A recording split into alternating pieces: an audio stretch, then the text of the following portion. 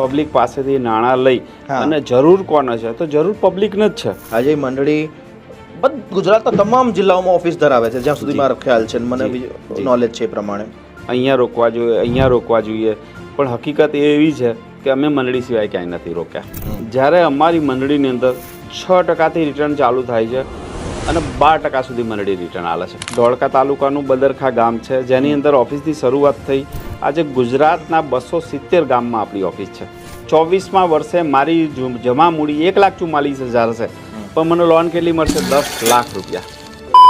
પછી એક સમય આવ્યો કે લગભગ અડધો સહકારી મંડળીઓ રાતોરાત ક્યાં જતી રહી એ ખ્યાલ નથી. સહકારી મંડળી એટલે નામ જ સહકારી છે, એકબીજાના સહકારથી ચાલે છે. 30 વર્ષમાં મેં 30 બંધ થતી જોઈ છે, અમારી ચાલુ છે. કેટલા ઇન્વેસ્ટરો, મતલબ તમારે ત્યાં મૂડી રોકવાવાળા ગુજરાતીઓ કેટલા, વ્યક્તિઓ કેટલા હશે આમ અંદાજે, ખાતા ધારકો? એ લગભગ 5,000 પ્લસ માણસો કામ કરી રહ્યા છે.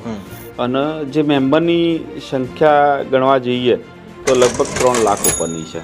ભારતમાં સહકારી મંડળીનું હજી ભવિષ્ય કેવું લાગે તમને?